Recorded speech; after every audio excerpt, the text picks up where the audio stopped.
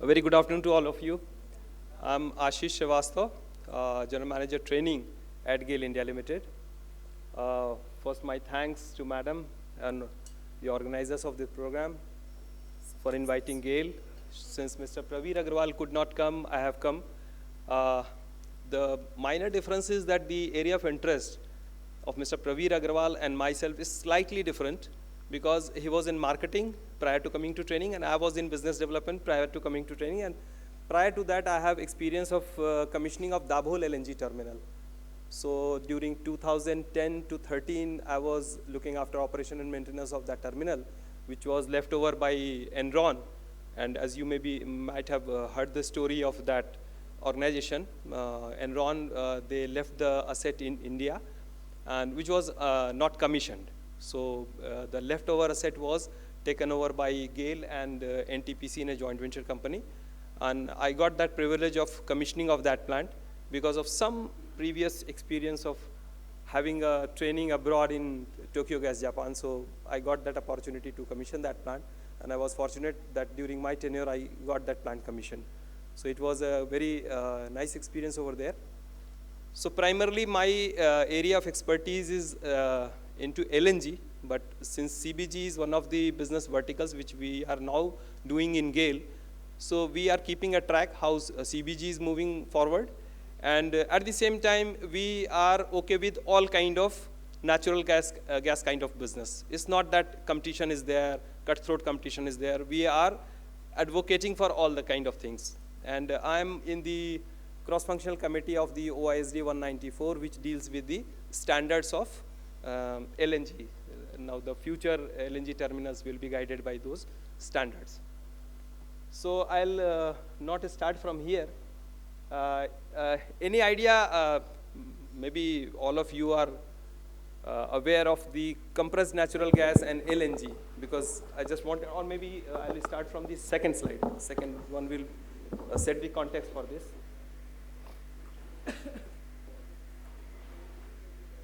So I'll not exactly start from the green one. I'll start from the natural gas. So natural gas is a bridging fuel in most and is the most benign fuel next to green options. You agree with this? Okay. I'll tell why exactly it is, because with all facts and figures which you may even check from the Google and all that.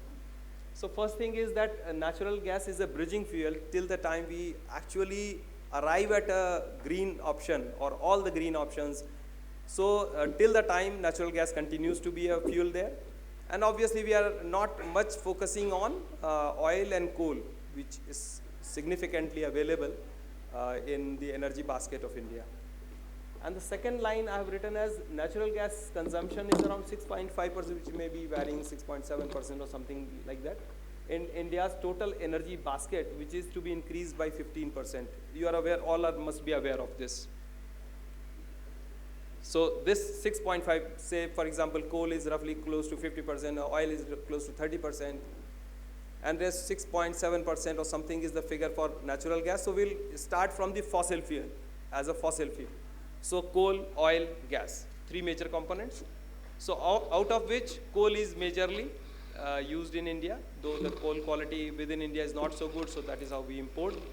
The other one is then crude oil. Then crude oil dependency on import is very high, so that is to be substituted. Coal is to be substituted because of the environmental impact. Oil, both the reasons, one is impact, other is dependency. And then this figure also you may be aware, because when we are talking bridging fuel and subsequent transition to green, currently around 190 to 200 million standard cubic meter per day natural gas consumption is there for the country, of which half of the natural gas is imported as LNG. There's a graph at the bottom. So if you see 2025, it is just indicative, may not be precisely true because lots of versions come up.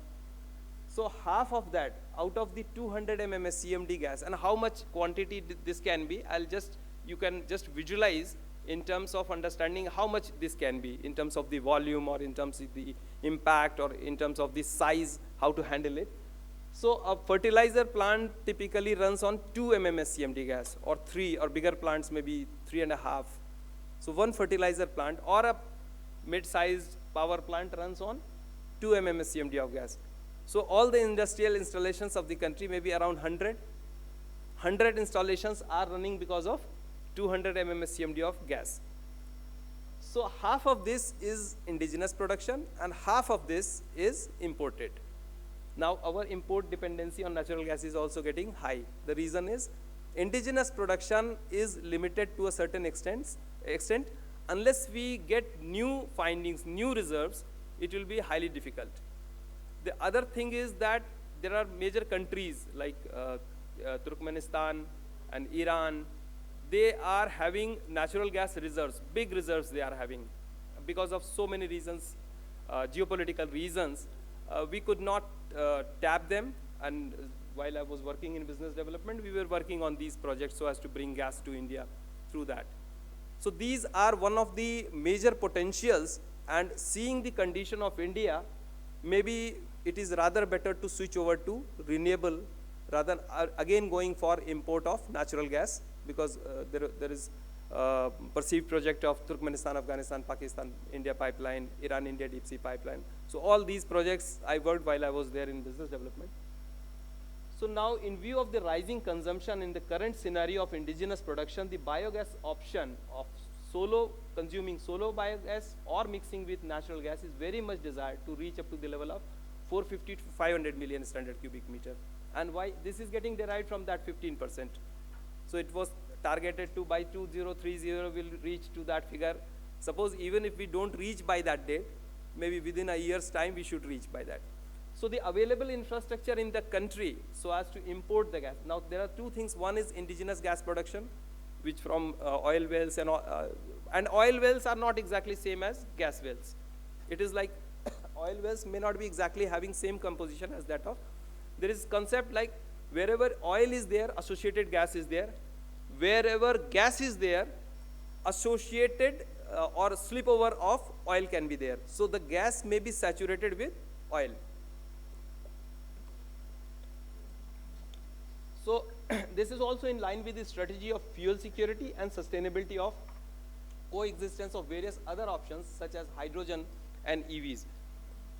My organization has already started producing hydrogen, and like we may claim to be pioneers in injecting hydrogen to the existing natural gas network system, because that network belongs to us. So producing hydrogen is not all that big thing, or maybe it's big because once you scale up, it is big thing. But whatever little size, 10 megawatt electrolyzer, we are producing hydrogen and trying to inject in some of the city gas distribution. So what will happen when it goes to the city gas distribution? I'm slightly deviating from the green one, but just to make a perspective, because all fellow colleagues, panelists, they are very much expert in renewable. So I just wanted to set the context, because once it gets transition from normal natural gas to green, you will be in a better position to appreciate their perspective or what they are doing. So one thing is that hydrogen we are doing. So now, so as to translate it to 500 MMSCMD, we need more infrastructure. So one is indigenous production, obviously for which infrastructure will be there so as to produce that. If we require so as to import LNG, the existing infrastructure needs to be doubled, which requires a regasification terminal. So as to import LNG from a remote location, which is carried at a temperature of, say, minus 160 degree temperature is there. So what property LNG uses is that each cubic meter of LNG, it gets to, when it gets warmer, when it is at minus 160 temperature, say for example, it is 1 cubic meter only as liquid.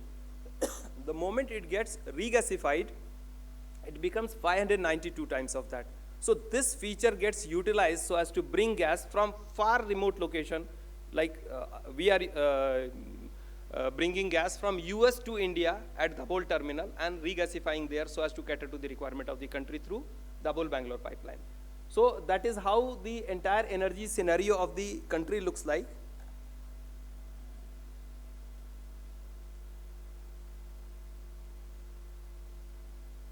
I will also show the previous slide, what was written there.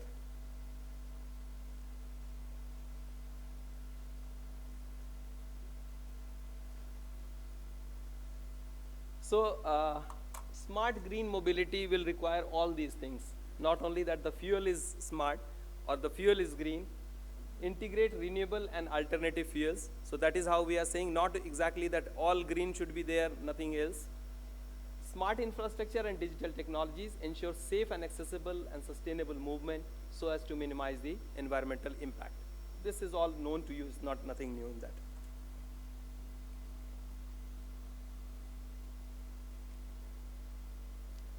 This you are already aware because coal, oil and natural gas, how they pollute. And that is the reason natural gas, one of the benign fuels. So if we go right of that table, obviously the next will be green to the extent that hydrogen is a gray hydrogen and blue hydrogen and something like pink hydrogen. And the one real one, which is green hydrogen, which is not emitting any CO2.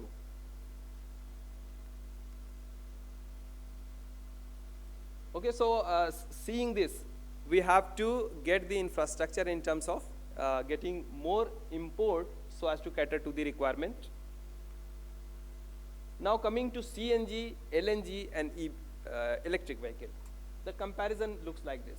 So range per full truck charge, so it is 250 to 300 kilometer. LNG 600, long haul trucks 600 to 800 kilometers. So normally a ship, LNG ship brings around 1,38,000 cubic meter of gas, 1,38,000 cubic meter of gas. And a plant which runs, say for example, Dabhol, it is 5 mmTPA. So what exactly is 5 mmTPA? 5 million tons per annum, it is in mass. Once you convert it to volumetric flow, just multiply it by 3.8. So roughly it will be to the tune of 18 MMSCMD of gas. So one regasification terminal will fetch you 18 MMSCMD gas. So normally 10 terminals of that big size will be required so as to reach to the level of 200 MMSCMD.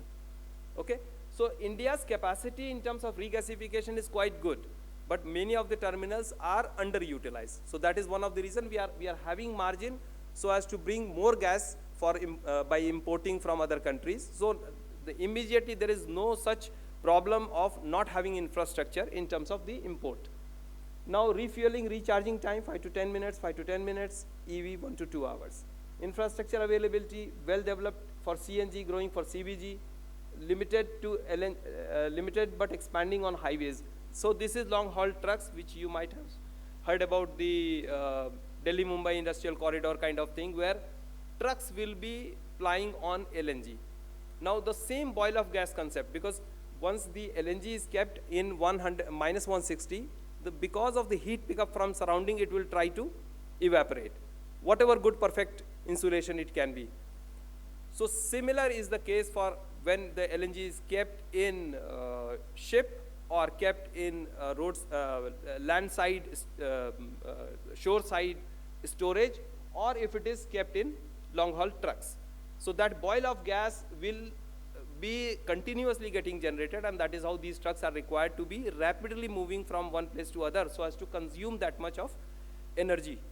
And whatever BOG is getting consumed has to be immediate, whatever is getting produced has to be consumed immediately so that it does not exert pressure on the tank, because otherwise pressure is very feeble pressure, like 80 millibar pressure or something like that is there. In case it is not removed from there, obviously the pressure will be high. Capex for vehicles is like this.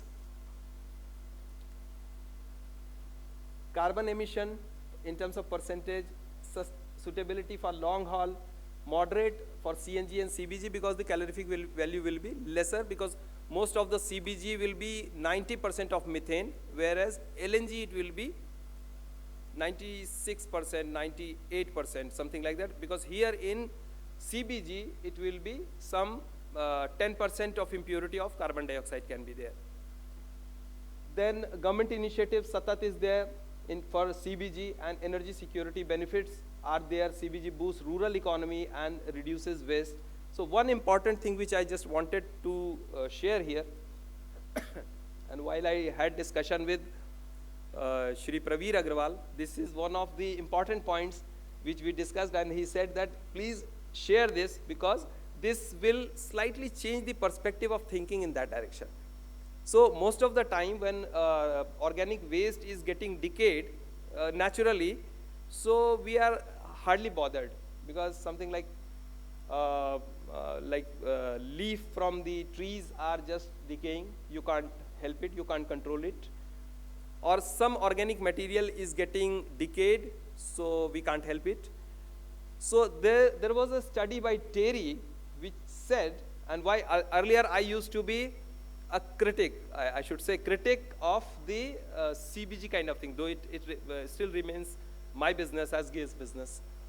But why I was critic, and if any of you are having the technology in terms of producing the biogas, my apprehension was relating to the yield of methane, and which obviously derives from Methanococcus bacteria.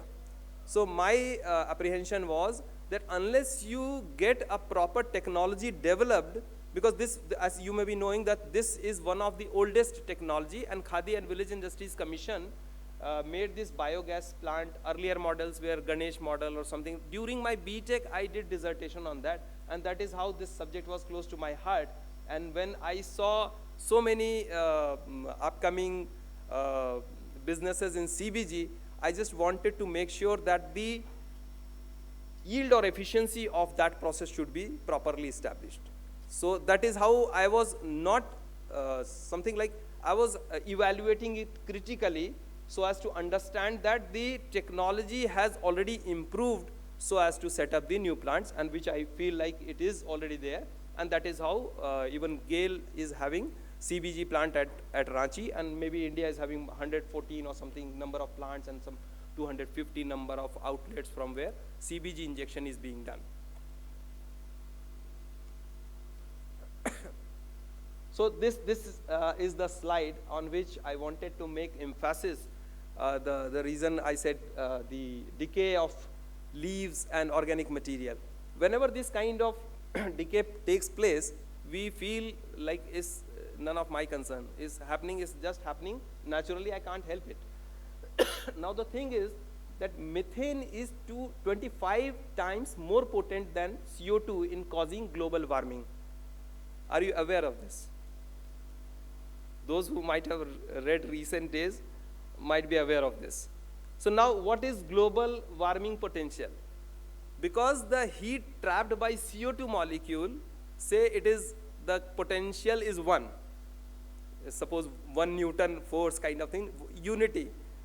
So the methane will be creating a trap of 25 times of that. So if you are allowing methane to the organic material to decay and let it go to the atmosphere, obviously that methane gets is not getting captured, and that is how it is getting liberated to the atmosphere. Now here is the point, what we can do in terms of capturing that organic material so as put it to proper use, and by whatever method, by using it and upflow anaerobic sludge digester or something like that, we have to, because one other problem which comes in, those who are environmental engineers, those who are working on that, they will appreciate this, that while we burn natural gas, why it burns so efficiently? Because it has kind of molecular level. So each molecule is at a distance, and that is the reason solid fuels do not burn so efficiently. Coal or maybe oil, or maybe also an oil, and these are then put to kind of particle size so that proper combustion takes place. Same is not the case for natural gas, because at relatively lower pressure, when it comes to the burner tip, you all have observed, it gets combusted fully. May it be connection of our subsidiary company, IGL, Mahanagar Gas, all city gas distribution companies, those who are supplying. So that gets burned completely, and that is the reason there is no wastage kind of thing. Now while making the organic material decay, that is one of the limitations, that you have to mix it properly so that organic decay takes place in a very efficient manner, yielding the CBG, and which GAIL has done, and we are injecting that CBG to the network. I just wanted to make this very, because this was one of the important observations based on which subsequent strategies can be devised so as to make good use of the organic material which is there, and we will also be concerned in terms of using that for the benefit of the country. Thank you so much. So, yeah, that graph is showing so I'll not go in the details of what sustainable goals we will achieve. So CBG, CGD synchronization is one of the areas wherein we all can work so that CBG getting produced can be injected to the natural gas network. Thank you.